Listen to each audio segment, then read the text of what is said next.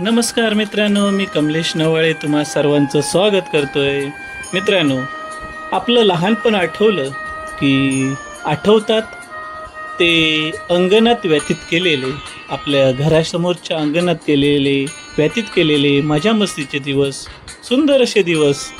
आणि या अंगणात, या घराच्या समोरील अंगणात केलेली मजा मस्ती यांना उजाळा आपण या व्हिडिओच्या माध्यमातून देऊया.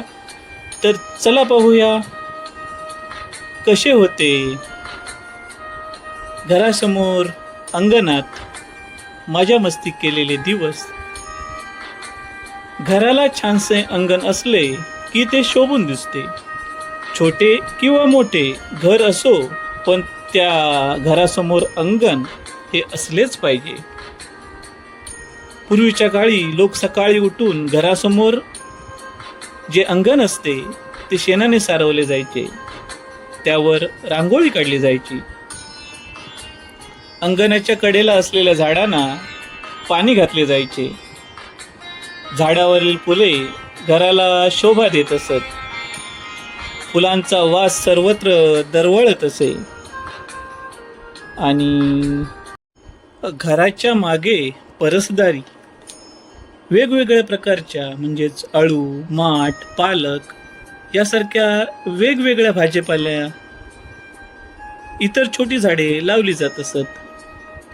ताज्या भाज्या खाण्याची मजा काही औरच असायची. घरात एखादा कार्यक्रम असला की अंगणात सतरंजी किंवा खुर्च्या मांडल्या जायच्यात. पै पाहुण्यांची बसायची व्यवस्था केली जायची.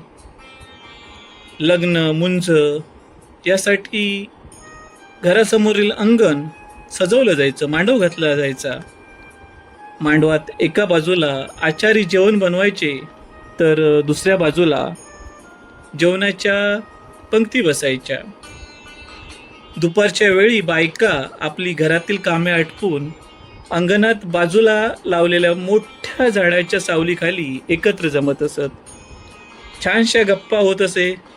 गप्पामध्ये एकमेकांचे प्रश्न आणि त्यांवरती सोडवलेली तर नेहमी असायची. दुपारच्या वेळी बायका एकत्र जमून पापड लाटत असत. ते पापड अंगणात बाजेवर वाळवले जायचे. काही बायका कुरड्या, सांडगे वगैरे अंगणात वाळवीत असत. मिरच्या, वालांना अंगणात ऊन दिले जात असे.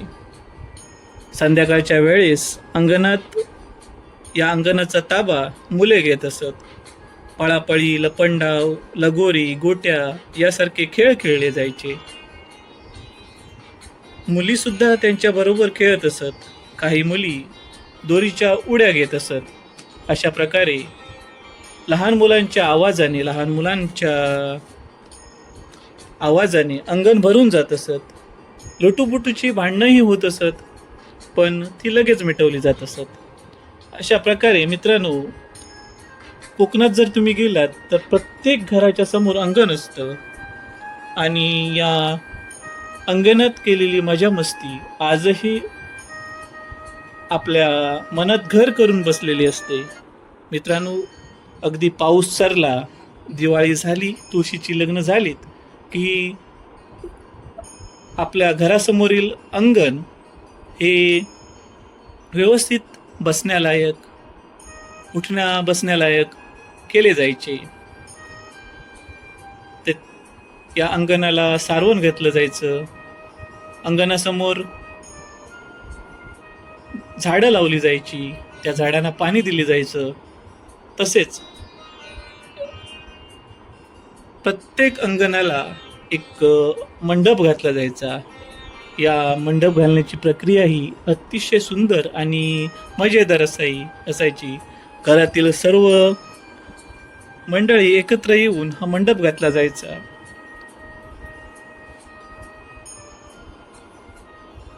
बांबू आणि शेतातील गवत यांच्यापासून हे मंडप घातलं जायचं. अतिशय सुंदर असे मंडप घातल्यानंतर हवेशीर असं अंगण उठण्या बसण्यासाठी, मुलांना खेळण्यासाठी तयार होत असे. संध्याकाळच्या वेळी तर मुलं अगदी झोपेपर्यंत या अंगणात खेळत असायची. आपापली दप्तरं घेऊन अंगणातील लावलेल्या दिव्याखाली ही सर्व मुलं एकत्र येऊन अभ्यास करत असत. ग्रुपने अभ्यास करणे हे त्यावेळेला खूप मजेदार असायचं आणि त्याची मजा काही औरच असायची. त्यातल्या त्यात जी मोठी मुलं असायची, आमची जी मोठी भावंडं असायची, ती लहान मुलांना शिकवण्याचा प्रयत्न करायची.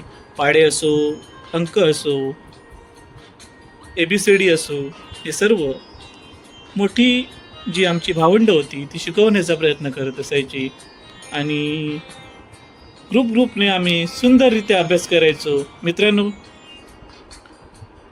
ग्रुप स्टडी काय असते हे आत्ता आम्हाला समजलं. ग्रुप स्टडी म्हणजे काय असतं हे आत्ता आम्हाला समजलं. जी ग्रुप स्टडी आम्ही अंगणात बसून अगदी मजेत करत होतो. मित्रांनो, त्यावेळी साक्षरता अभियान चाललं होतं. या साक्षरता अभियानासाठी जी मुलं होती, वाडीतील मोठी मुलं होती, त्यांच्यावरती वाडीतील जी वयस्कर लोक आहेत, निरक्षर लोक आहेत, त्यांना साक्षर करण्याचं अभियान राबवलं होतं आणि या वयस्कर लोकांना साक्षर करण्याची जबाबदारी ही मोठ्या भावंडांवरती होती. या सर्व निरक्षर लोकांसाठी या अंगणात बसून वर्ग घेतले जायचे. अगदी लहान मुले वयस्कर लोकांना शिकवतानाचा जो नजारा असायचा तो काही औरच असायचा. परीक्षा जसजशी जवळ यायची तसतशी मुलांची अभ्यास करण्याची घाई व्हायची. या अंगणातच एकत्र बसून मुलं अतिशय खेळीमेळीच्या वातावरणात अभ्यास करत असत. घरचा गृहपाठ असो किंवा इतर कामं असो, ही अंगणात बसून मोठ्या भावंडांच्या सानिध्यात, मोठ्या भावंडांच्या मार्गदर्शनाखाली ही कामे सर्व केली जात असत. मित्रांनो, मी मगाशीच म्हटलं होतं की ग्रुप स्टडी काय असतं त्याची प्रचिती त्यावेळी आम्हाला येत नव्हती, पण त्याची जाणीव आता होऊ लागली आहे की ही ग्रुप स्टडी आम्ही अगदी अतिशय खेळीमेळीच्या वातावरणात करत असू. मित्रांनो, हे अंगण, या अंगणाने आम्हाला खूप काही दिलं. जीवाभावाचे मित्र असो, आपले मोठी भावंड असो, त्यांच्या समवेत व्यतीत केलेले दिवस असत. अतिशय सोनेरी असे दिवस होते, सुवर्ण असे दिवस होते. कारण या मोठ्या भावंडांच्या समवेत व्यतीत केलेले दिवस आज आपल्याला पाहता येत नाहीत. कारण कधी सणावाराच्या निमित्ताने आम्ही एकत्र येतो, पण त्यावेळी अतिशय सुंदर अशा अंगणात आम्ही सगळेजण भावंड एकमेकाच्या साथीने जेवत असो, एकमेकाच्या साथीने आनंदाने अभ्यास करत होतो, एकमेकाच्या साथीने खेळत होतो. ते आता दिवस आपण आता खरंच मिस करतो आहोत. पण मित्रांनो, या अंगणाने आम्हाला खूप काही आठवणी दिल्या आहेत. या अंगणातच फेरीवाले यायचे आईस्क्रीम घेऊन. आईस्क्रीमवाला यायचा, आईस्क्रीमवाला म्हणून जोरात ओरडत असे. त्यावेळी मुलं 4 8 घेऊन आईस्क्रीम घेत असे. त्याचप्रमाणे एखाद्या 8-10 काजूच्या बिया दिला तर त्याच्या बदल्यातही आईस्क्रीम मिळत असे. भंगारवालेही येत असत. या खळात बसून अगदी आजूबाजूच्या घरातील भंगार एकत्र करून या अंगणातच विकत असत आणि त्याचा मोबदला बच्चे कंपनी घेत असत. अतिशय मंतरलेले दिवस होते. या अंगणातील अतिशय सुंदर असे दिवस होते. स्वतःच्या हाताने लावलेली झाडं आजही पाहून गर्व वाटतो. मित्रांनो, खरंच सुंदर असे दिवस होते आणि या कोकणातील आजूबाजूच्या परिसरातील सुंदर असे अंगणामध्ये व्यतीत केलेले दिवस आजही आठवतात. मित्रांनो, या अंगणात पावसाळ्यात अंगणात भिजायची आणि साचलेल्या पाण्यात उड्या फिरवायची आठवण काही औरच होती. बेडकाच्या टुनुक टुनुक उड्या येतेच बघत आम्ही मोठे झालो होतो. थंडीत अंगणात पडलेल्या उन्हात उभे राहून थंडी घालवायची मजा काही औरच असायची. याच अंगणात होळी, रंगपंचमी यासारखे सण साजरे केले. चांदण्या रात्री स्वयंपाक तयार करून चांदणी भोजन व्हावे यासाठी एकत्र यायचो. नवरात्रीत अंगणात रांगोळी काढून हत्तीचे चित्र काढलेले पाट ठेवून हळद कुंकू फुले वाहून पाटाभोवती मुली गोल पेरून होंड लावायचा. दिवाळीच्या सणात तर काय विचारू नका. दिवाळीची आठवण आली की सर्वांचं ऊर दाटून येतो. दिवाळीच्या सुट्टीत या खळामध्ये केलेली मजा, या अंगणात केलेली मजा आजही जशीच्या तशी सर्व मित्रांच्या अगदी मनात घर करून बसलेली आहे.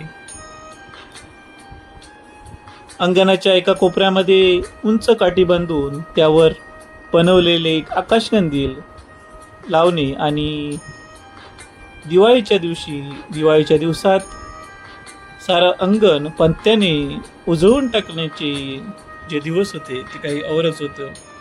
मित्रांनो, त्यावेळी गरिबी म्हणा किंवा आर्थिक परिस्थिती म्हणा, त्यामुळे पणत्यात काहीशा थोड्याच असायच्या, पण त्या पणत्यांच्या उजेडात मिळणारा आनंद हा काही खूपच होता.